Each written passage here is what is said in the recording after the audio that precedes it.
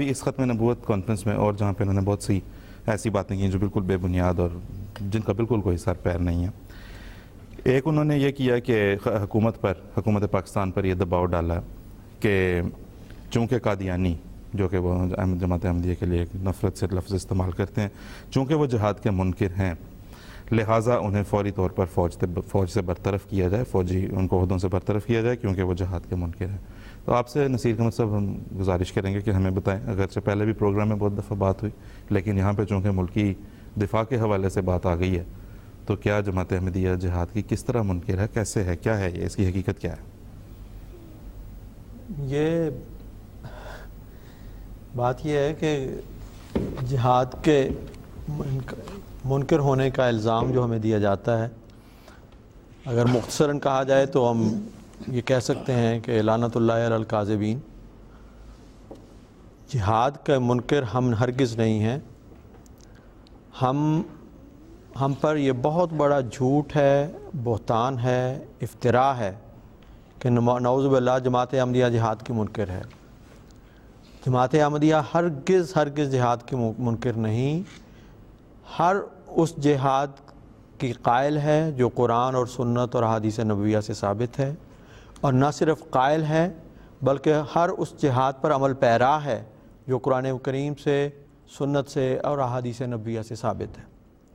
جبکہ اس کے برعکس یہ لوگ جو جماعت احمدیہ کو منکر ہونے کا الزام دیتے ہیں، یہ قرآن اور سنت کے منافی جو فساد ہے اس کا نام جہاد رکھتے ہیں، یا جہاد کے نام کی آڑ میں دنیا میں فساد پھیلاتے ہیں، معصوموں کا خون بہاتے ہیں، قتل و غارت گری اور دہشت گردی کی تعلیم دیتے ہیں، جو ہرگز قرآن کریم کی تعلیم نہیں بلکہ سراسر اس کے منافی ہے. حضرت قرآن کریم سے یہ ثابت ہے، اور حضرت مسیح موعود علیہ السلام نے اس بات کو بڑی تفصیل کے ساتھ کھول کر یہ بیان فرمایا کہ جہاد تو ایک ایسا اسلام کا ایک رکن ہے جس سے ایک مسلمان کو مفاری نہیں ہے، ہر حالت میں اس پر جہاد فرض ہے. لیکن ان لوگوں نے جہاد بالسیف یا قتال یا لڑائی کا نام ہی جہاد رکھا ہے، اور اس کے متعلق بھی ان تمام شرطوں کو نظر انداز کر دیتے ہیں جو قرآن کریم نے ایسے جہاد کے لیے مقرر فرما رکھی.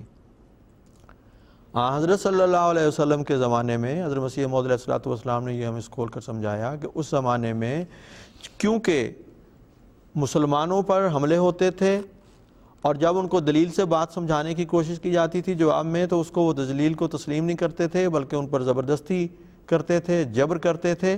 تو دفاعی طور پر مسلمانوں کو بھی مجبوراً لڑائیاں کرنی پڑی ہیں، اور اس کا نام بھی جہاد ہے. جب غیر مسلموں کی طرف سے تلوار کے زور سے، ایک جبر اور اکراہ سے، اس وجہ سے مسلمانوں پر حملہ ہو کہ انہوں نے اسلام کیوں قبول کیا ہے اور انہیں اسلام سے منحرف کرنے کی کوشش کی جائے، تو مخالفوں کی اس کوشش کے جواب میں اگر دفاعی طور پر مذہبی آزادی کے قیام کے لیے کوئی شخص ہتھیار اٹھاتا ہے تو قرآن میں کہتا ہے اس صورت میں آپ ہتھیار اٹھا سکتے ہیں، اور اللہ تعالیٰ کا وعدہ ہے کہ پھر وہ تمہاری مدد کرے گا، اور تم تھوڑے بھی ہوگے تو تم غالب آؤگے، جیسا کہ مکہ بدر کے میدان میں ہوا. مسلمانوں کی تعداد بہت تھوڑی تھی، لیکن چونکہ خدا کے اذن سے انہوں نے، جب دشمن ان پر حملہ آور ہوا ہے، اپنے دفاع میں ہتھیار اٹھائے ہیں، تو وہ جو قتال کی ایک صورت پیدا ہوئی اس میں اللہ تعالیٰ کی نصرت اتری، ملائکہ کی مدد آئی، اور وہ تھوڑے ہو کر بھی بہتوں پر غالب آئے. لیکن جب دشمن اس طور پر حملہ آور نہ ہو تو کیا اس کا مطلب ہے کہ اب جہاد نہیں کرنا؟ ہرگز نہیں. قرآن مجید سے یہ ثابت ہے کہ اللہ تعالیٰ فرماتا ہے جاہدہم بہ جہادن کبیرا. جو امن کا دور ہے اس وقت بھی آپ نے جہاد کرنا ہے. حضرت صلی اللہ علیہ وسلم ایک جنگ سے واپس تشریف لائے تو فرمایا رجعنا من الجہاد الاصغر الى الجہاد الاکبر. وہ چھوٹے جہاد سے، جبکہ دشمن ہم پر حملہ آور تھا، ہم نے اس کے دفاع میں، اپنے دفاع میں اس کے ساتھ لڑائی کی، اب ہم واپس آ گئے ہیں اور ایک بڑا جہاد شروع ہو گیا ہے جو جہاد بن نفس ہے. تو قرآن کریم نے جہاد بن نفس کا ذکر فرمایا، جہاد بالمال کا ذکر فرمایا، اور دشمن کے ظاہری لڑائی کے مقابل پر دفاعی لڑائی کی اجازت کا بھی ذکر فرمایا، وہ بھی ایک جہاد ہے. آج جو حضرت مسیح موعود علیہ السلام نے فرمایا کہ اس زمانے میں دشمن جو ہے وہ ظاہری ہتھیاروں سے ہم پر حملہ آور نہیں ہے، وہ قلم کا ہتھیار لے کے نکلا ہے. اس لیے اس کے جواب میں اگر آپ تلوار اٹھائیں گے تو اس کا مطلب یہ ہوگا کہ آپ کے پاس کوئی دلیل نہیں ہے. اب وہ جہاد نہیں ہے. اور یہ حضرت مسیح موعود علیہ الصلوۃ والسلام کا فرمانا بھی رسول اللہ صلی اللہ علیہ وسلم کے ارشاد کے مطابق تھا، جس کی بنیاد قرآن میں بھی موجود ہے. حضرت صلی اللہ علیہ وسلم نے یہ فرمایا تھا کہ جب مسیح موعود آئے گا تو یضع الحربہ، وہ مذہبی جنگوں کا التوا کر دے گا، کیونکہ اس وقت دشمن اور قسم کے ہتھیاروں سے حملہ آور ہوگا. حضرت مسیح موعود علیہ الصلوۃ والسلام فرماتے ہیں کہ یہ زمانہ جو ہے یہ وہی زمانہ ہے، فرما چکا ہے سید کونین مصطفیٰ، عیسیٰ مسیح کر دے گا جنگوں کا التوا. آج وہ حالات نہیں ہیں، اس لیے لڑائی اور قتال نہیں ہے، لیکن جہاد فرض ہے.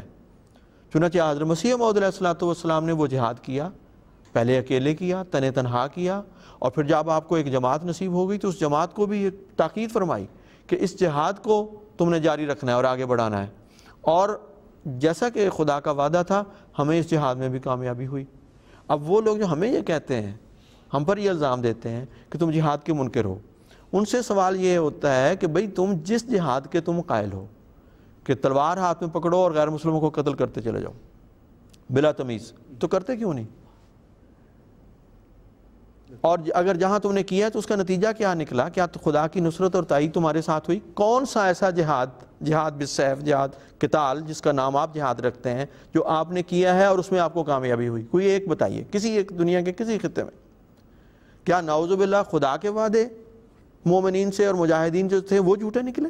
ہرگز نہیں. خدا تو سچے وعدوں والا ہے. خدا کی منشا کے خلاف تم نے اپنے فساد کو اور اپنی خود غرضیوں کو جہاد کا نام دے رکھا ہے، اس وجہ سے تم ناکام ہو رہے ہو. لیکن حضرت مسیح موعود علیہ الصلوۃ والسلام نے جو جہاد فرمایا ہے اور جس جہاد کی تعلیم قرآن اور سنت اور حدیث نبویہ کے مطابق دی ہے، اس جہاد میں جماعت مسلسل اللہ تعالیٰ کے فضل اور نصرت اور تائید کے ساتھ کامیاب ہوئی، اور اس میں کامیابیوں پہ کامیابیاں حاصل کرتی چلی جا رہی. چنانچہ خود غیر احمدی مسلمانوں نے اس بات کو تسلیم کیا کہ مرزا صاحب نے جو کلمی جہاد کیا ہے اس نے تو عیسائیوں کے اوپر خچے اڑا دیے ہیں، اور عیسائیت کا جو طلسم ہے وہ دھواں بن کے اڑ گیا ہے. تو جماعت احمدیہ ہرگز جہاد کی منکر نہیں ہے، بلکہ ہم ہر حال میں جہاد کے قائل ہیں. اور جہاں تک ملک کی دفاع کا تعلق ہے، ملک کے دفاع میں جان کو قربان کرنا، اس کے دفاع میں آگے آنا، دشمن کے جارحانہ حملوں کے مقابل پر اپنے ملک کی امن اور سلامتی کے لیے کھڑا ہونا، یہ بھی جہاد کی ایک قسم ہے.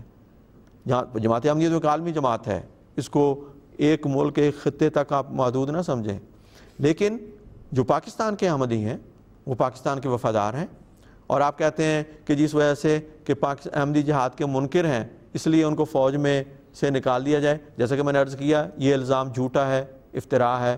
جب بات ہی جھوٹی ہے تو اس پر بنیاد پر ہونے والا اگلا مطالبہ بھی یقیناً جھوٹا ہے. ذرا یہ جو اس قسم کی باتیں اڑاتے ہیں، ذرا عسکری تاریخ تو اٹھا کے دیکھیں.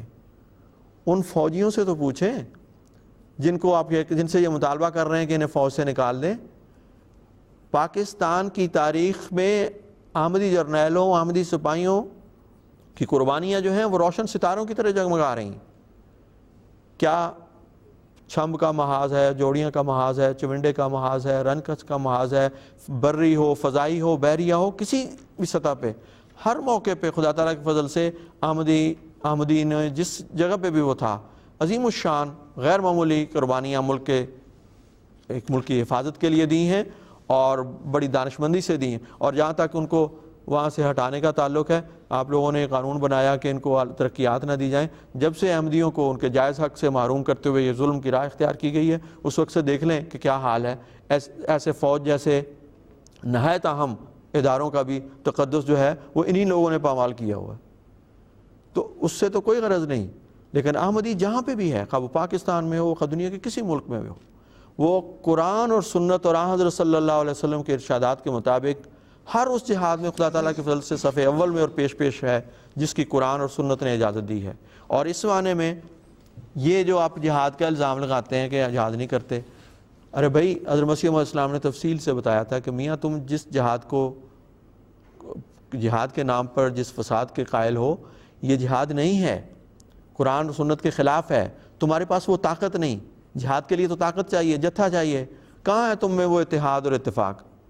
وہ بہت سارے علماء نے، سابقہ علماء نے بھی اور اس زمانے کے حال کے علماء نے بھی اس بات کو کہا ہے. چنانچہ علامہ رشید رضا نے یہ لکھا ہے کہ جہاد بالسیف کے مسئلے میں مسلمانوں کا اجماع صرف اس بات پر ہے کہ جب مسلمانوں پر کوئی قوم حملہ کرے تو اس وقت یہ جہاد فرض ہوتا ہے، اور اس وقت بھی اسی صورت میں فرض ہوتا ہے جبکہ امام واجب الاطاعت جنگ عام کا حکم دے۔ لیکن اگر وہ صرف کچھ لوگوں کو اس لڑائی کا حکم دے تو صرف انہی لوگوں پر یہ لڑائی فرض ہوگی، باقی لوگوں پر فرض نہیں ہوگی۔ تفسیر المنار جلد 10 میں یہ بات حوالہ موجود ہے۔ آپ کا امام کہاں ہے؟ آپ کون سے جہاد کے قائل ہیں؟ کہاں ہے آپ کا امام؟ کہاں ہے آپ میں وحدت جو آپ کو اس جہاد کی جس کے آپ قائل ہیں آپ کو حکم دے گا؟ تو پھر اس کے بغیر جو کچھ ہو رہا ہے اگر فساد نہیں تو کیا ہے؟ مسجدوں پر حملے، بعض گاہوں پر حملے، جہاں پہ پبلک اکٹھی ہے وہاں پہ حملے، معصوموں کا خون بہانا، کیا یہ جہاد ہے؟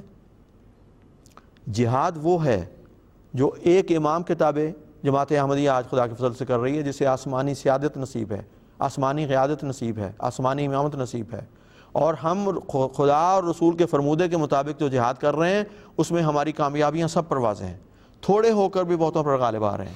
اور اگر کبھی حضرت مسیح السلام نے تو یہ فرمایا نا کہ یہ التوا، آج وہ حالات نہیں ہیں، اگر کبھی وہ حالات آئے کہ جہاد میں سیف کی ضرورت ہوئی اور ہمارے وقت کے امام نے اس کا حکم دیا، تو آپ دیکھیں گے کہ اس وقت بھی پھر جماعت احمدیہ اگر وہ تعداد میں تھوڑی بھی ہوئی تو تھوڑی ہو کر بھی خدا کی نصرت سے دوسروں پر غالب آئے گی۔ تو ہم تو میاں ہر جہاد کے قائل ہیں، یہ الزام ہی سراسر جھوٹا ہے اور سراسر افتراء ہے، اور اس افتراء کا جواب آپ لے بھی رہے ہیں ناکامیوں کی صورت میں، نامرادیوں کی صورت میں، اور اگر باز نہ آئے تو آئندہ بھی یہ ناکامیاں اور نامرادیاں ایسے مفتریوں کا یقیناً مقدر ہیں، کیونکہ خدا نے یہی فرمایا ہے کہ قد خاب من افترا، جو افتراء کرتا ہے وہ ہمیشہ ناکام و نامراد رہتا ہے۔ بہت شکریہ نصیر قمر صاحب، جزاکم اللہ۔ اور ہماری ابھی کچھ گفتگو جو ہم نے کرنی تو کچھ حصہ اگرچہ باقی ہے، لیکن مجھے بتایا گیا کہ ہمارے